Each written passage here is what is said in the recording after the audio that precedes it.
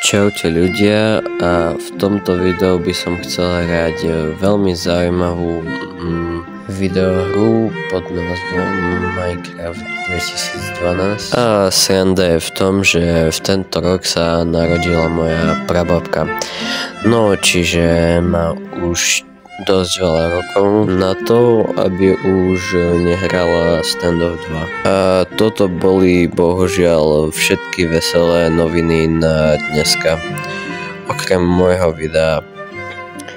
Takže na náš nový svet potrebujeme vytvoriť nejaký intelektuálny názov, no nejaký takýto, poviem.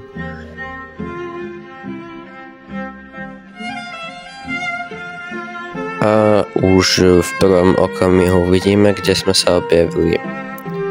Je to Rusko 1945. Ako normálny človek v tejto dobe si musíme nájsť materiál na stavbu domu a ešte povolenie. A potrebujeme si ešte spraviť nástroj drevený, no v tvare T.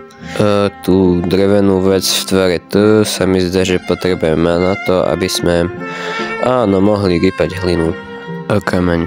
Vlastne táto vec je dobrá iba na to, aby vás posunula z technológie kamenného pravekového človeka na technológie 1945 roku. No, kopal som si hlinu, keď tu zrazu som uvidel veľkú dieru, hneď som sa potešil, pretože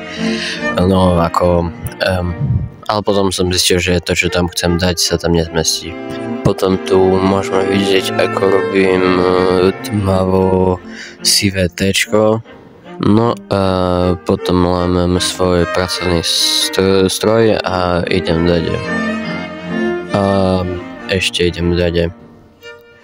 A ešte, ovca z Igmore. To sa nám bude treba na posteľ, sa mi zdá.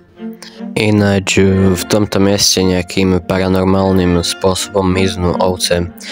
No, ako ľudia v koncentráku. A potom ešte dade idem o Tristina Cukrová. A potom ešte dade idem a ešte dade idem a ešte dade idem. Aha, asi som prišiel. Aha, nie, ešte som neprišiel. Dobre, teraz som už prišiel. Teraz by som chcel postaviť dom, čo by sa aspoň trochu podobal na dom a nie na drevenú krabicu s hovnom vo vnútri. Tak začnem stavať.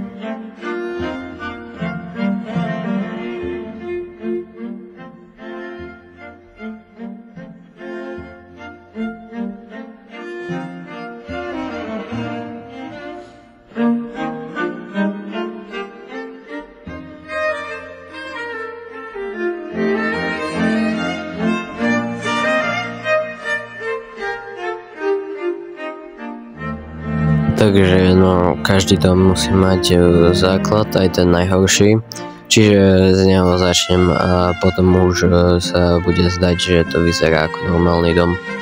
No a už vlastne vidíme, že som poskladal pekný dom, menej než za minútu vlastne cipa na to mnohí stavitelia tak nevedia robiť.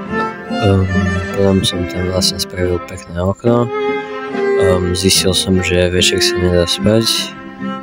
Potom som sa zase pozeral do okna a chcel som odpustiť posteľ, ale nepodarilo sa mi to. No vlastne tu robím také menšie dizajnerské veci. A čaute.